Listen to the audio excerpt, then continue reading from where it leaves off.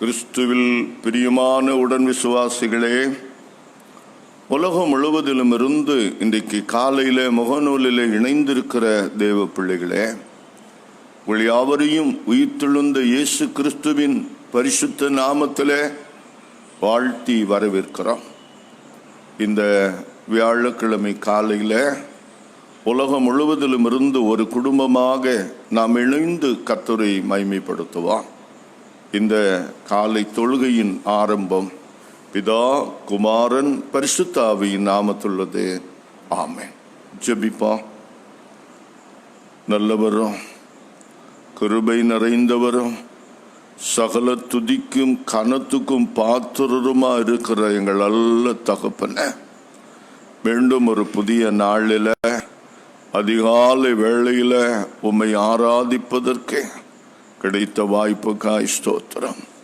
இந்த காலை வேளையில் அப்பா, நீர் எங்களுக்கு கொண்டு வருகிற நன்மைகளை, கிருபைகளை நாங்கள் தாழ்மையோடு விசுவாசத்தில் சொந்தமாக்கவா, உம்முடைய வார்த்தைகளை கருத்தோடு கவனத்தோடு கேட்கவா, உமக்கு பிரியமான ஆராதனையை நாங்கள் ஏறெடுத்து படைப்பதற்கு எங்களை ஆண்டவரை பரிசுத்தப்படுத்தும் ஐயா. எங்கள் வாயின் வார்த்தைகளும் இருதயத்தின் தியானமும் உம்முடைய சமூகத்திலே பிரியமா இருக்கட்டும். ஆண்டவர் இயேசுவின் மூலம் ஜெபிக்கிறோம் பிதாவே, ஆமென். 112வது ஞான பாடல். நான் இயேசு மீட்பரில் விளங்கும் சிநேகத்தை வணங்குவேன் என்ற பாடல். அதில் 3 சரணங்களை மட்டும் பாடுவோம்.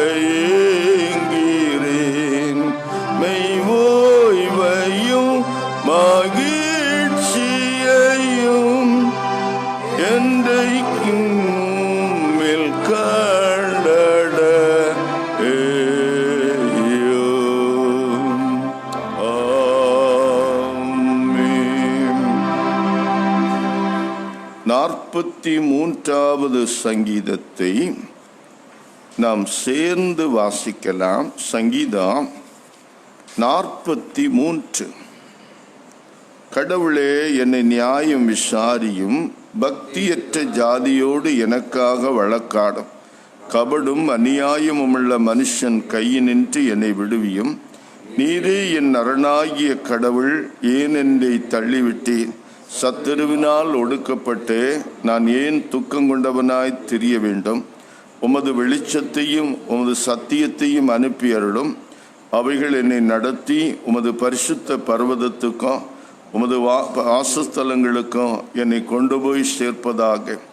அப்பொழுது நான் கடவுளின் பீடத்தண்டைக்கும் எனக்கு ஆனந்த மகிழ்ச்சியாயிருக்கிற கடவுளிடத்துக்கும் செல்லுவேன். கடவுளே, என் கடவுளே, உம்மை சுரமண்டலத்தால் துதிப்பேன். என் ஆத்துமாவே, நீ ஏன் சோர்ந்து போகிறாய்?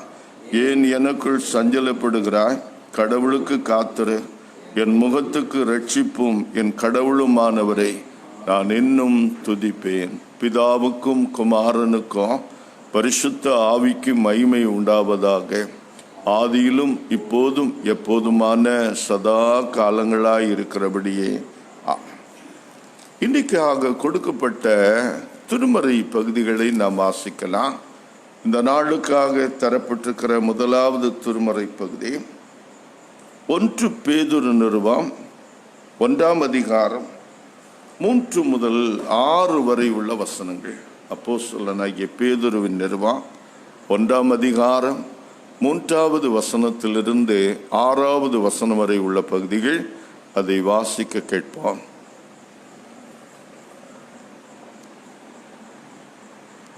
1 பேதுரு 1ஆம் அதிகாரம் 3 முதல் 6 முடிய. நம்முடைய கர்த்தராகிய இயேசு கிறிஸ்துவின் பிதாவாகிய தேவனுக்கு ஸ்தோத்திரம் உண்டாவதாக. அவர் இயேசு கிறிஸ்து மரித்தோரிலிருந்து எழுந்ததினாலே அழியாததும் மாசற்றதும் வாடாதும் ஆகிய சுதந்திரத்திற்கு ஏதுவாக ஜீவனுள்ள நம்பிக்கை உண்டாகும்படி தமது மிகுந்த இரக்கத்தின்படியே நம்மை மறுபடியும் ஜெனிப்பித்தார்.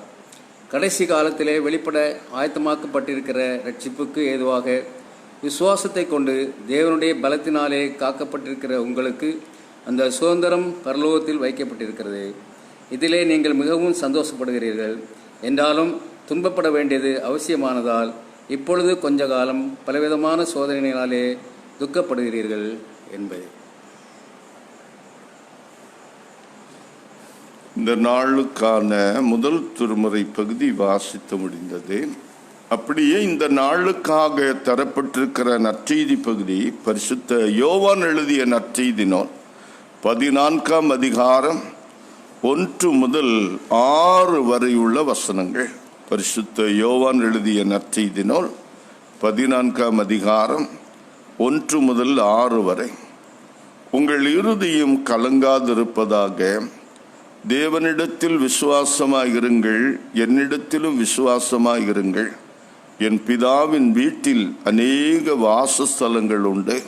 அப்படி இல்லாதிருந்தால் நான் உங்களுக்கு சொல்லியிருப்பேன். ஒரு ஸ்தலத்தை உங்களுக்காக ஆயத்தம் பண்ண போகிறேன். நான் போய் உங்களுக்காக ஸ்தலத்தை ஆயத்தம் பண்ணின பின்பு நான் இருக்கிற இடத்துல நீங்களும் இருக்கும்படி நான் மறுபடியும் வந்து உங்களை என்னிடத்தில் சேர்த்து கொள்வேன். நான் போகிற இடத்தை அறிந்திருக்கிறீர்கள், வழியையும் அறிந்திருக்கிறீர்கள் என்றார். தோமா அவரை நோக்கி, ஆண்டவரே, நீர் போகிற இடத்தை அறியோமே, வழியை நாங்கள் எப்படி அறிவோம் என்றார். அதற்கு இயேசு, நானே வழியும் சத்தியமும் ஜீவனுமாய் இருக்கிறேன். என்னாலே அல்லாமல் ஒருவனும் பிதாவினிடத்தில் வரான் என்றார் என்பது. இன்றைக்கான நற்செய்தி பகுதியும் வாசித்து முடிந்தது. திருமறை பகுதிகளை வாசிக்க கேட்ட நாம் திரியேக கடவுளிலே வைத்திருக்கிற விசுவாசத்தை அப்போஸ்தலர் விசுவாச பிரமாணத்தின்படி பயபக்தியோடு அறிக்கை செய்வான். பரலோகத்தையும் பூலோகத்தையும் படைத்த சர்வத்துக்கும் அல்ல பிதாவாகிய கடவுளை விசுவாசிக்கிறேன். அவருடைய ஒரே பேரான குமாரனும் நம்முடைய ஆண்டவருமாகிய இயேசு கிறிஸ்து விசுவாசிக்கிறேன். பரிசுத்த ஆவியினால் கற்பத்தில் உட்பவித்து கன்னிமரியாள் பிறந்து பொந்திய பிலாத்தின் கீழ் பாடுபட்டு அறையுண்டு மரித்து அடக்கம் பண்ணப்பட்டான். பாதாளத்தில் இறங்கி 3ஆம் நாள் மரித்தொழுந்து உயிர்த்தெழுந்தார். வரத்துக்கேறி சர்வத்துக்கும் அல்ல பிதாவாகிய கடவுளின் வலது பாசத்தில் வீற்றிருக்கிறார். அவ்விடத்திலிருந்து உயிருள்ளோரையும் மரித்தோரையும் நியாயம் தீர்க்க வருவார். பரிசுத்த ஆவியானவரை விசுவாசிக்கிறேன். பரிசுத்த கிறிஸ்தவ சபையும் பரிசுத்தவான்களின் ஐக்கியமும் பாவ மன்னிப்பும் சரீர உயிர்த்தெழுதலா நித்திய ஜீவனும் உண்டென்று விசுவாசிக்கிறேன். ஆமென். நம்முடைய பிதாவாகிய கடவுளிடமிருந்தும் கர்த்தராகிய இயேசு கிறிஸ்துவிடமிருந்தும் இந்த வியாழக்கிழமை காலையில உங்கள் ஒவ்வொருவருக்கும் கிருபையும் சமாதானமும் பெருக கடவது. கிறிஸ்துவில் மிகவும் பிரியமானவர்களே, மீண்டும் ஒரு நாளை காலை பொழுதை காண நம் தேவனாகிய கர்த்தர் நமக்கு உதவி செய்திருக்கிறார். அவருக்கு நம்முடைய துதிகளே ஸ்தோத்திரங்களை ஏறெடுப்பான். இந்த நாளின் காலை சிந்தனைக்கென்று ஆண்டவர் நமக்கு தருகிற இறை வார்த்தை 39வது சங்கீதம் 4வது வசனம். கர்த்தாவே, நான் எவ்வளவாய் நிலையற்றவன் என்று உணரும்படி என் முடிவையும் என் நாட்களின் அளவு இவ்வளவு என்பதையும் எனக்கு தெரிவியும். அன்புக்குரியவர்களே, ஒருவர் சொல்லக்கூடிய விஷயத்தை தெளிவாக மற்றவர்கள் புரிந்து கொள்ளும்படி சொல்லிவிட வேண்டும். அப்படி சொல்லாமல் அரைகுறையாக சொன்னால் அது ஆபத்தில் முடியும். ஒரு வீட்டில் வயதான தாத்தா ஈசி சேர்ல உட்கார்ந்து காலை பத்திரிகை எடுத்து வாசித்து கொண்டிருந்தார், புரட்டி கொண்டிருக்கிறார். அவருடைய 3 வயது பேரன் அவருடைய பக்கத்தில் இருந்து அதை பார்த்து கொண்டு இருக்கிறான்.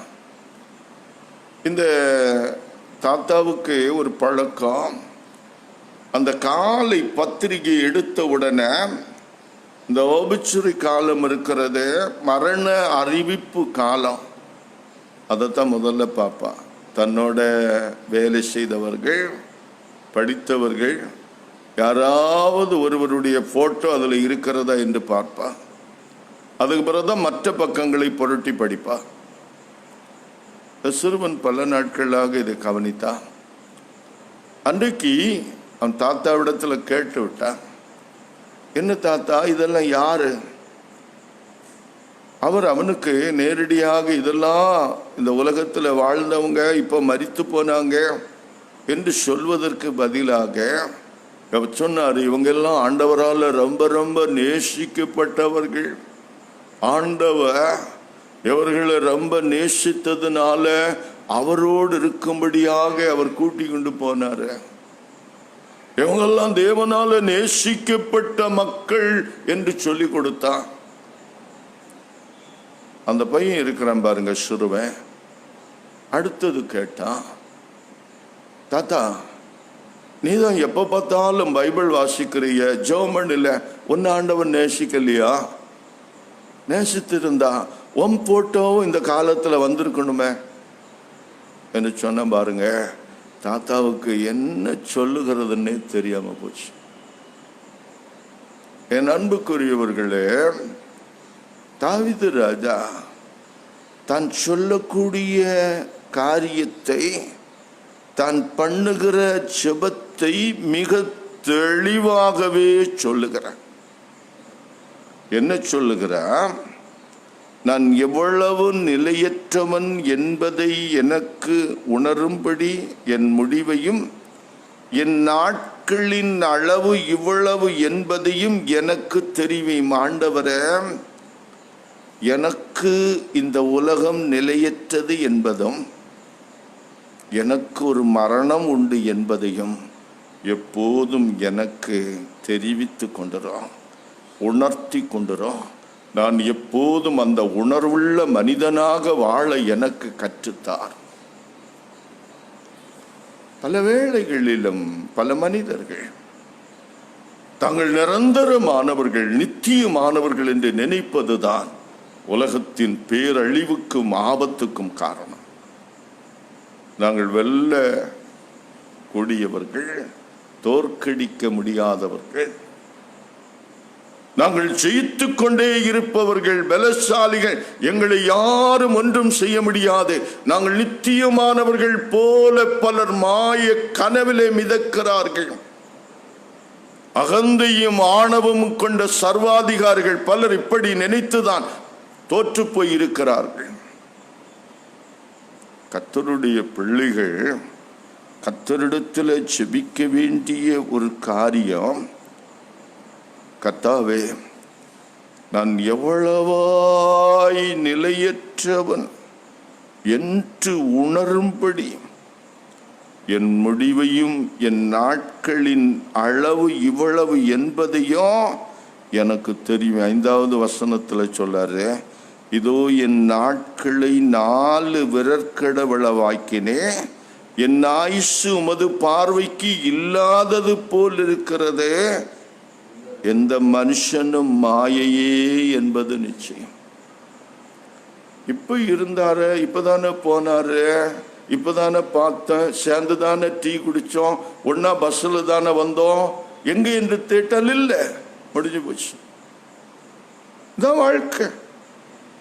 இதனுடைய யதார்த்தத்தை ஒரு மனிதன் புரிந்து கொண்டு விட்டால் அவன் அளவுக்கு மேல ஆட மாட்டான். என் அன்புக்குரியவர்களே, வேதம் தெளிவாக சொல்லுகிறது, மரணத்தை நோக்கி பயணிக்கின்ற நம்முடைய வாழ்க்கையில நாம் ஒரு சில காரியங்களை மிக தெளிவாக தெரிந்து நிச்சயித்து செல்ல வேண்டியவர்களாக இருக்கிறோம். என்ன நிச்சயம்? தாமஸ் கெம்பிஸ் என்று சொல்லக்கூடிய பெரியவர் சொல்லுவார், தன் மரண நேரத்தை எப்பொழுதும் தன் கண் முன்னால் நிறுத்தி தன்னை அனுதினமும் மரணத்துக்கு நேராக ஆயத்தமாக்கி கொண்டிருக்கும் மனிதனே உலகத்தில் சந்தோஷமா வாழுகின்ற மனிதன். எனக்கு மரணம் இல்லாத வாழ்வு வேண்டும், நான் நிரந்தரமாய் வாழ வேண்டும் என்று நினைக்கிறவன் சந்தோஷமா இருக்க முடியாது. என்னுடைய அடுத்த அடி மரணமா இருக்கலாம், அதுக்கு நான் ஆயத்தமா இருக்கணும், ஜாக்கிரதையா இருக்கணும், விழிப்பா இருக்கணும். அப்படி தன்னை ஆண்டவரோடு இணைத்து கொண்டு அவருடைய கிருபையை பற்றி கொண்டு வாழுகின்ற மனிதன் இருக்கிறானே, அவன்தான் சந்தோஷமாக தைரியமாக எந்த சூழ்நிலையிலும் வாழுகிறான். பிராங்காய்ஸ் ஃபெனிலோன் என்று சொல்லக்கூடிய இறையியல் பண்டிதர் சொல்லுகிறார், மரணத்தை பற்றி சிந்திக்க விரும்பாமல் வாழ்வில் தவிர்க்க முடியாத பாகமாகிய மரணத்தை குறித்து சிந்தித்து மகிழ்ச்சி அடையவும் தெரியாமல் அதை விட்டு விலகி செல்ல விரும்பும் மனிதர்களை கண்டு நான் வேதனைப்படுகிறேன். அவர்கள் கண் செருகி போன மனிதர்கள். மரணம் உலக பிரகாரமான மனிதர்களை அச்சுறுத்துகிறது, ஆவிக்குரிய மக்களை அது ஒன்றும் செய்வதில்லை. யோசித்து பாருங்க, நான் நிலையற்றவன் என்று உணர்ந்தோமானால் நாம் மரணத்தை வென்றவர்கள். நமக்கு ஒரு நித்தியம் உண்டு என்பதை நிச்சயித்தவர்கள். அந்த நிச்சயத்திலே நம்முடைய வாழ்க்கையை வாழத் தொடங்கினவர்கள். ஆகையினால நமக்கு எப்போதும் சந்தோஷம்தான். எந்த சூழ்நிலையிலோ நான் அச்சப்படுவதில்லை, ஆதங்கப்படுவதில்லை, பதட்டப்படுவதில்லை, பயப்படுவதில்லை. ஏனென்றால் எனக்கு மரண முடிவல்ல, அதுக்கு பின்னாலேயும் வாழ்க்கை. நான் நிலையற்றவன் தான். நான் ஒரு புல்லுக்கும் பூவுக்கும் ஒப்பான வாழ்க்கை வாழுகிறவன் தான். ஆனா எனக்குள் இருக்கிற என் ஆண்டவர் நித்தியத்துக்கு என்னை நடத்துகின்றவர். என்னோடு இருக்கிற உயிர்த்த இயேசு ஆண்டவர் நித்தியத்துக்கு என்னை வழிநடத்தி செல்பவர். சாகத் தெரிந்த மனிதன் தான் உண்மையான வாழ்க்கையை வாழுவான் என்று ஒரு தேவ மனிதன் கூறுகிறான். என் அன்புக்குரியவர்களே, வாழ்க்கையை சோர்வின்றி வழிநடத்துகின்ற முக்கியமான காரணிகளிலே மரணம் ஒரு முக்கியமான காரணி. சிலர் மரணம் என்று சொன்னாலே பயந்து விடுவார்கள், சோர்ந்து விடுவார்கள். கர்த்தருடைய பிள்ளைகளுக்கு அது வாழ்க்கையை சோர்வின்றி நடத்துகின்ற ஒரு காரணி, அதாவது உற்சாகத்தோடு வாழ்வதற்கு தூண்டுகின்ற ஒரு காரணி. ஒரு பேருந்திலே பயணம் செய்கின்ற ஒரு மனிதன் தான் போக வேண்டிய தூரம் நீண்ட தூரமாக இருந்தாலும் அந்த பேருந்தில் ஏறி உட்கார்ந்து இருக்கும் போது என்ன நினைப்பான், இன்னும் கொஞ்ச நேரத்தில் நான் போக வேண்டிய இடம் வந்துவிடும், அந்த இடத்துல இறங்கி நான் என்னுடைய காரியத்தை கவனிப்பேன். அதை நோக்கி அவன் பயணிக்கும் போது அவனுக்கு அந்த பயணம் சோர்வை கொடுக்காது. ஏனென்றால் அவனுக்கு ஒரு இடம் இருக்கிறது, அவன் இறங்க வேண்டிய ஒரு இடம் இருக்கிறது, ஒரு லட்சியம் இருக்கிறது. அதுபோலத்தான் மரணம் என்பது நாம் நித்தியத்துக்கு கடந்து செல்லுகின்ற வாசலாக இருக்கிறபடியினாலே அதை குறித்து நாம் பயப்படுவதில்லை. அந்த இடம் நெருங்கிவிட்டது என்பதனாலே ஆதங்கப்படுவதில்லை, அச்சப்படுவதும் இல்லை. என் ஆண்டவர் அக்கறையிலே என்னை சந்தித்து அவருடைய சமூகத்தில் என்னை சேர்த்துக் கொள்வார். இந்த நிச்சயம் இருக்கிறபடியினாலே இந்த உலகத்திலே நான் ஆண்டவருக்கு பயந்து ஆண்டவருக்கு ஒரு உண்மையுள்ள வாழ்க்கை வாழும்படியாக தீர்மானித்திருக்கிறேன். இந்த 39வது சங்கீதத்தில் 39ஆம் சங்கீதம் 4ஆம் வசனத்தில் சொல்லுகிறாரு, நாட்கள் நிலையற்றவை, நானும் நிலையற்றவன். உலகமே மாயை தானே. 39ஆம் சங்கீதம் 6ஆம் வசனத்தில் சொல்லாரு, விருதாவாக மனுஷன் சஞ்சலப்படுகிறான், வேஷமாக திரிகிறான். அவன் உழைக்கிறான், கஷ்டப்பட்டு உழைக்கிறான், பணத்தை சம்பாதிக்கிறான், சொத்தை சேர்க்கிறான், பொருட்களை வாங்குறான். அதை யாரு அனுபவிப்பது? அப்படி வாழ்க்கை ஒரு வேஷமாகத்தான் இருக்கிறது. காலையில் ஒரு வேஷம், மத்தியானம் ஒரு வேஷம், இரவில் ஒரு வேஷம். வேஷமாக மனுஷன் தெரிகிறான். எதிலும் உண்மை இல்லை, எதிலும் சத்தியம் இல்லை. 39:7-8 வசனத்தில் சொல்லுகிறான், என் மீறுதல்கள் எல்லாவற்றிலிருந்தும் என்னை விடுதலையாக்கும், மூடனுடைய நிந்தைக்கு என்னை ஒப்புக்கூடாதிரோம். 7ஆம் வசனம், இப்போதும் ஆண்டவரே நான் எதற்கு எதிர்பார்த்திருக்கிறேன், நீரே என் நம்பிக்கை.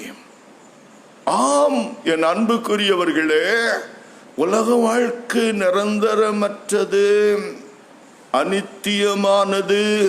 உலக வாழ்க்கை வேஷந்தான்.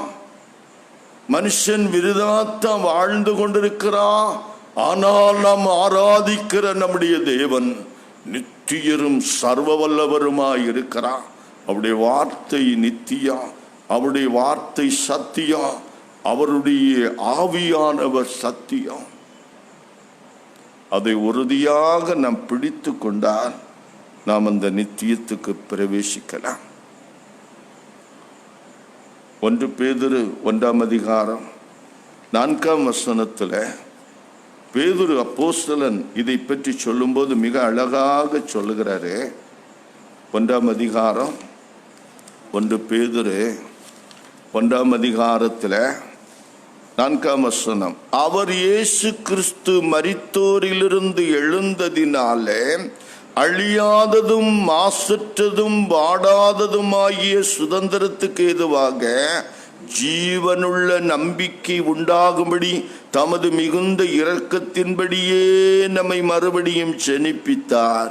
கடைசி காலத்தில் வெளிப்பட ஆயத்தமாகப்பட்டிருக்கிற ரட்சிப்புக்கு ஏதுவாக விசுவாசத்தை கொண்டு தேவனுடைய பலத்தினாலே காக்கப்பட்டிருக்கிற உங்களுக்கு அந்த சுதந்திரம் பரலோகத்தில் வைக்கப்பட்டிருக்கிறது.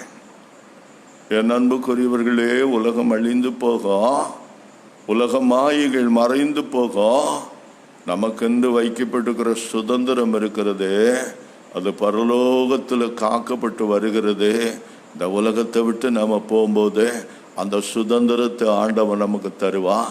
உயிர்த்த இயேசு ஆண்டவன் அப்படிப்பட்ட ஒரு ஜீவனுள்ள நம்பிக்கையை நமக்கு, உங்களுக்கும் எனக்கும் தந்திருக்கிறேன். ஜீவனுள்ள நம்பிக்கை உண்டாகும்படி மறந்துவிடக் கூடாது. என் அன்புக்குரியவர்களே, நாம் நிலையற்றவர்கள். நாம் எவ்வளவாய் நிலையற்றவர்கள் என்பதை உணரணும், உணர்ந்து வாழணும்.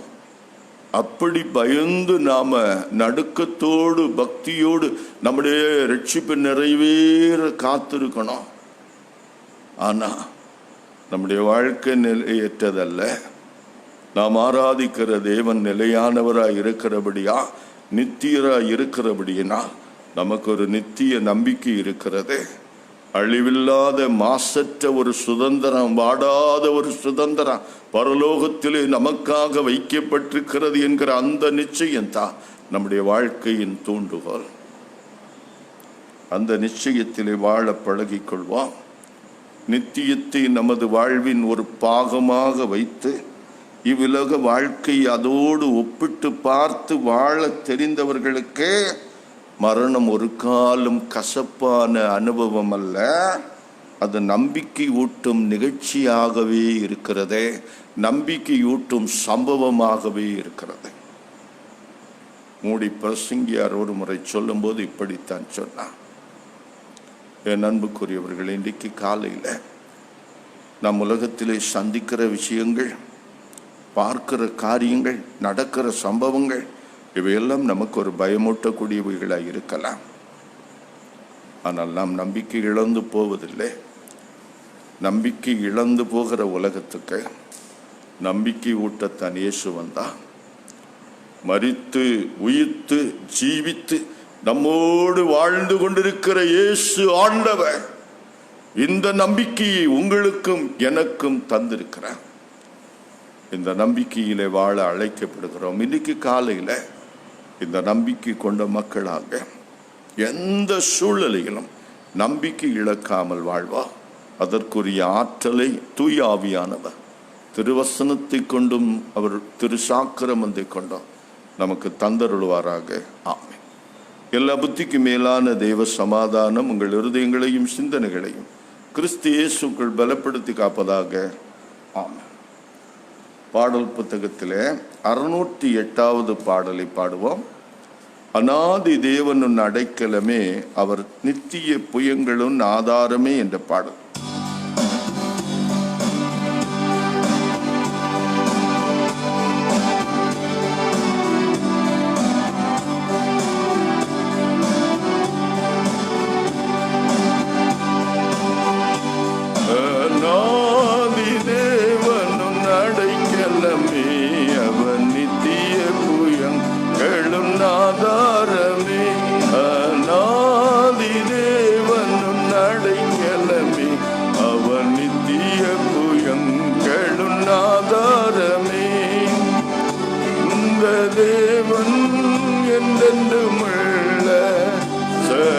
காலமும் நமது தேவன் மரண பரியந்தம் நம்மை நடத்திடுவார்.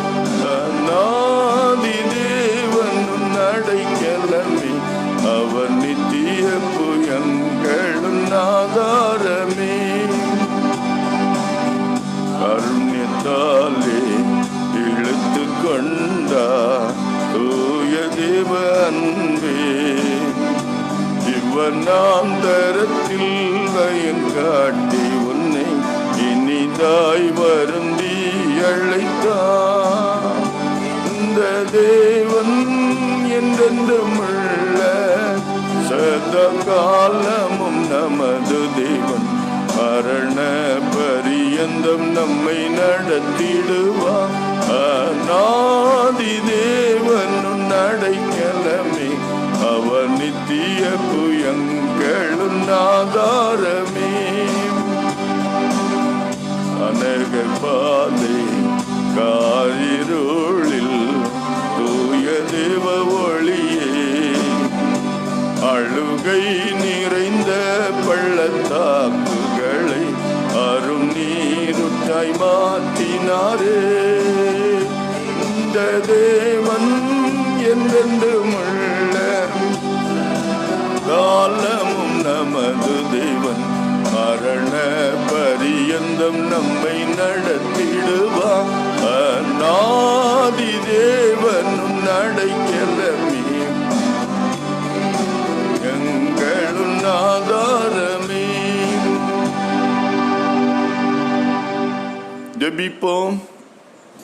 நல்ல தகப்பனே, இந்த நாளில் எங்களுக்கு தந்த நம்பிக்கையின் வார்த்தைகளுக்காய் ஸ்தோத்திரம்.